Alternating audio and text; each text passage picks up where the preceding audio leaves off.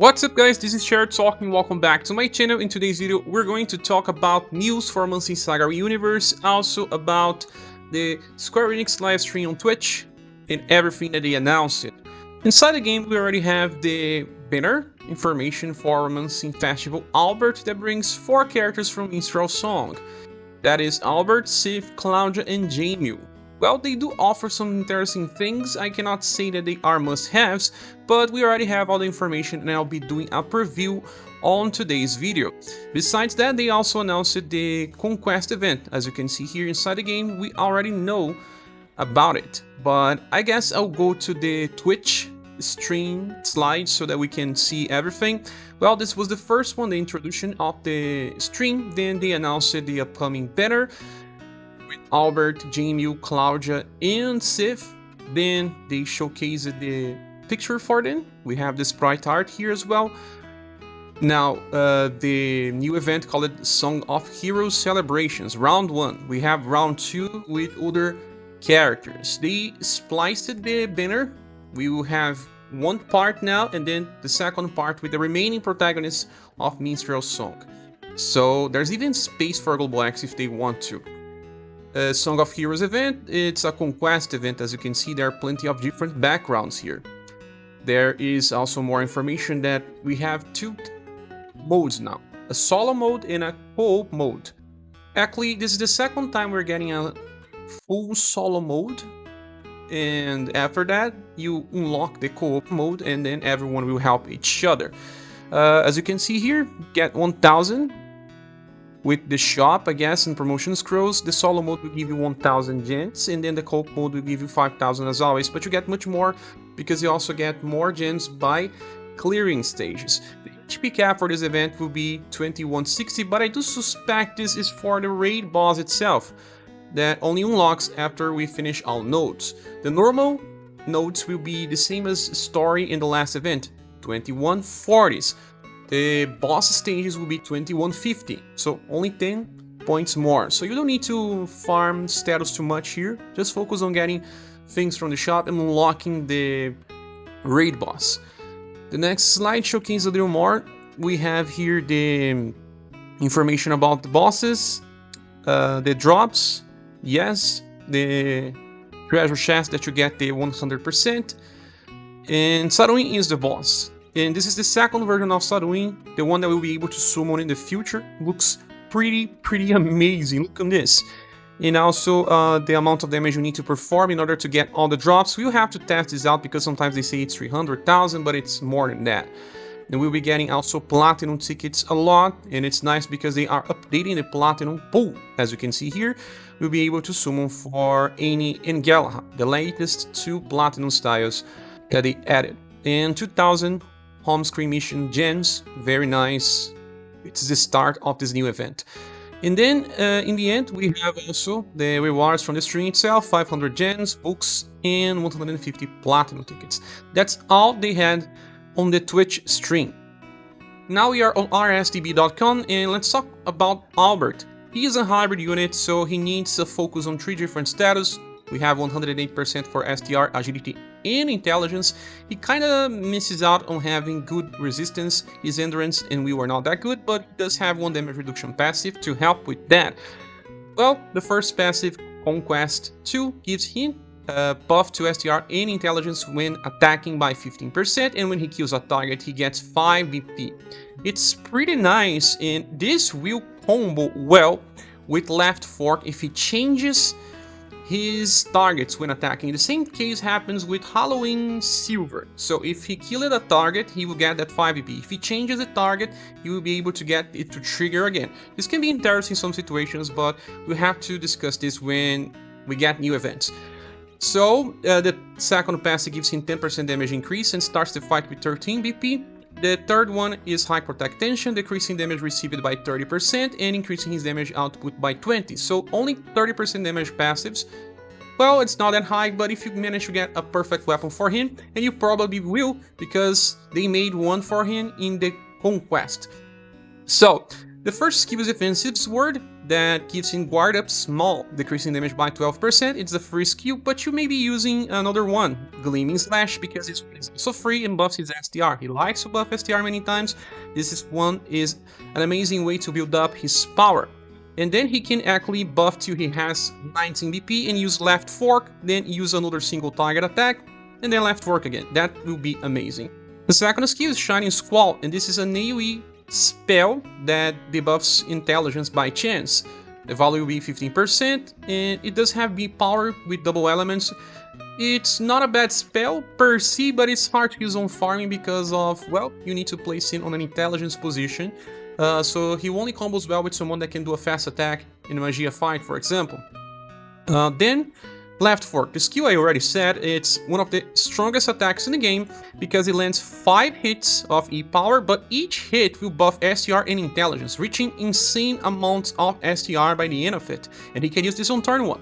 Mirza could already use a fork only on turn 2. This limited his utility a lot, but in turn 1 you will get 2 buffs of STR because of the first hit of left fork and the second being from Quest, and then you have a lot of damage starting from the second hit and then just increasing with each new hit.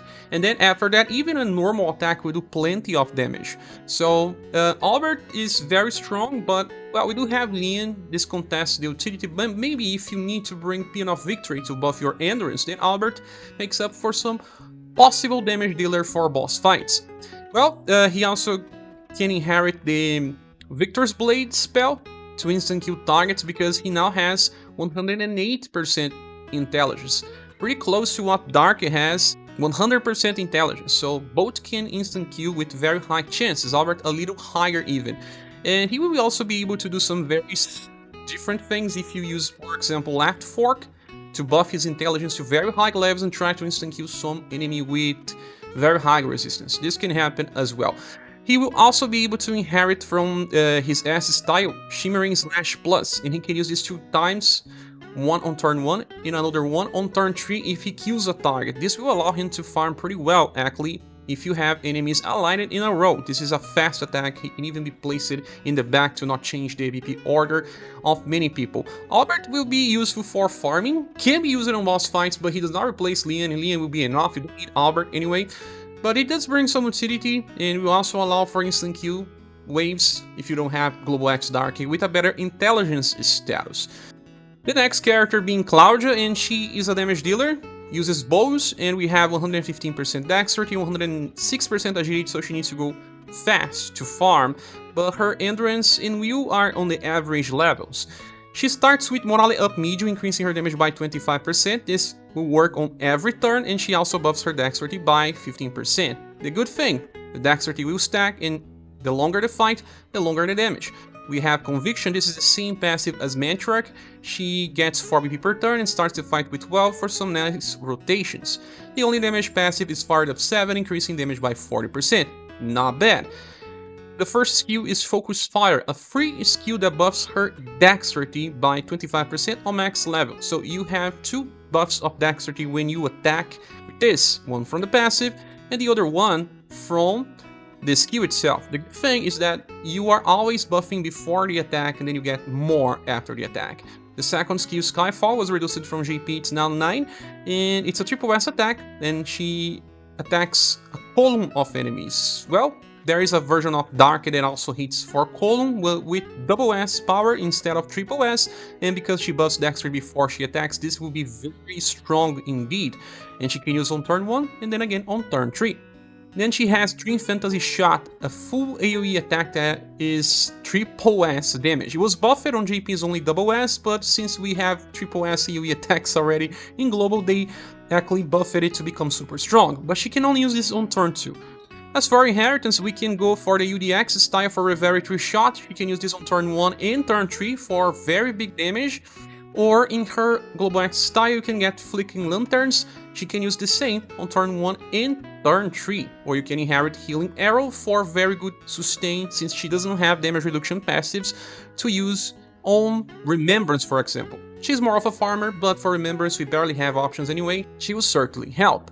The next one is J-Mew, and he's a bow user now. The good thing is that he can inherit his Rapier skills without any penalty. Both are based on dexterity.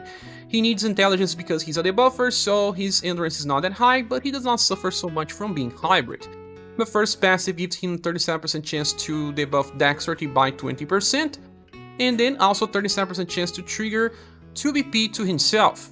The second one, 37% chance to apply confusion, and also 37% chance to get 2 BP again. So 2 different passives with 37% chance to get 2 BP. He will get BP a lot, even if it does not trigger always, and he comes with a chance to inflict confusion to help out in a future remembrance where we need to inflict either charm or confusion on the enemies, but we do have plenty of sources of charm in bow users.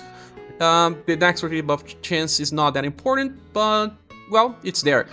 He comes with great block tension, decreasing damage by 25% and increasing his damage output by 30%. It's a more offensive protect tension. Then for skills we have Twin Arrows plus a double hit attack with E-Power that will heal himself for around 320 or so, and well, the power of this is similar to A, so very nice for the cost. Main Volley is an AoE attack with E-Power, not strong, but there's a chance to debuff agility and a chance to apply stun. Made for remembrance, in the future we'll get a harder version of Kazinsi, this may help.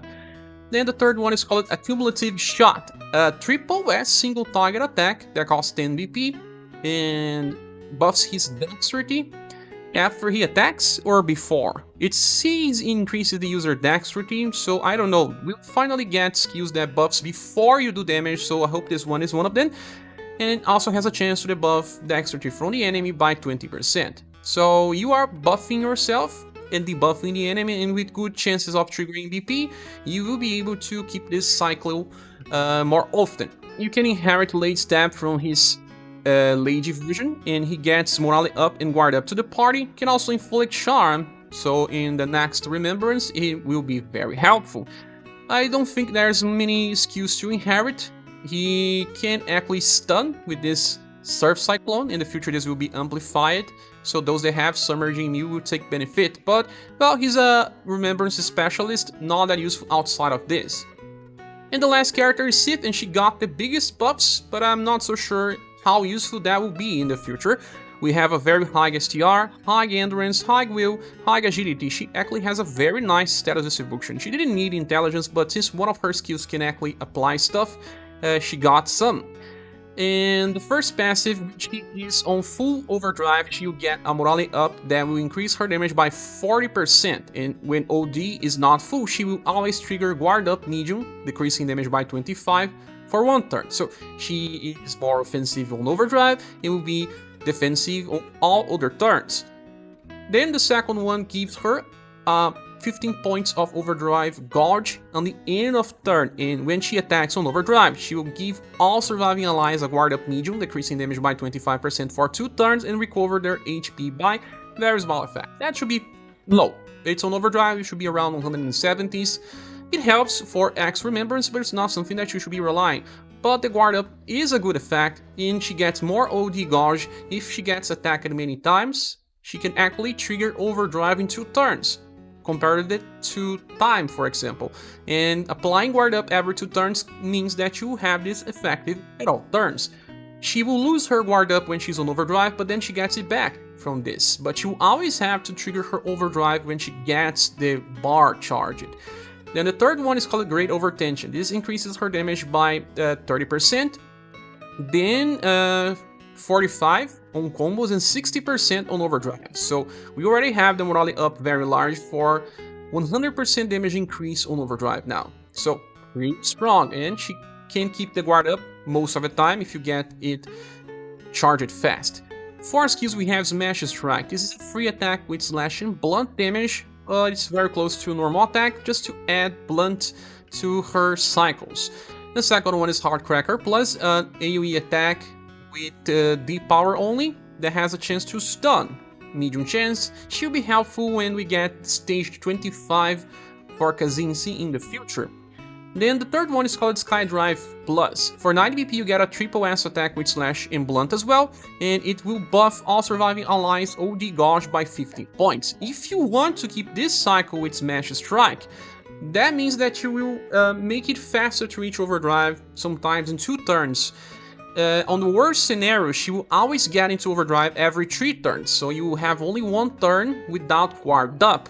But if you want to just keep the cycle of Smash Strike and then Skydrive Plus, then you will fasten your overdrive generation. If you have time together with Sith, they kinda complement each other, because sometimes you won't have the guard up from time, because you need to use his skill number 3 to give morale up to the party, and also apply the cleans. So sometimes cycling between them in different turns will be a nice idea. If you do not need another dedicated healer and time is your main one, well, you will have space for other supports. Well, and for Inheritance, they added something pretty amazing for this version of Sith. If you have her school version, there is this attack called Whale that is now amplifiable into Whale Bloods. This is a roll attack with slash, blunt, and 8 power. This is amazing because let's look on Ildon, a character that has a similar attack, and look on this. Lantern Path is an 8 power attack with slash and pierce. So you are getting slash and blunt instead, with 5 EP as well, but also 2 added effects. STR buff to the party and will buff to the party. Both will have 25% on max level. So this is a very nice skill that can be used in boss fights, and she can help on remembrance as well if the enemy uses magical attacks while also buffing the party to do more damage. Well, this banner is actually good, but I cannot say that anyone here is exactly a must-have. Although Albert's very nice on farming and can even be strong for bossing. It will depend on the situations, and if you can kill the boss fast for very long fights, you can just bring Lian anyway. But if you can bring enough victory because the enemy uses physical attacks, maybe Albert will do just fine. Then we have 2 more users, Jamie and Claudia. They will help a lot people with difficulty on Remembrance, although I don't know if I should recommend pulling only for Remembrance. Remember, we may need to spend 45,000 gems if we need to pity, so you don't get that many rewards for Remembrance to justify just that. But if you have fun in that content, well, it helps. Claudia is a very big damage dealer. She's also a farmer. Jamie is only locked on Remembrance. His utility outside of that is questionable.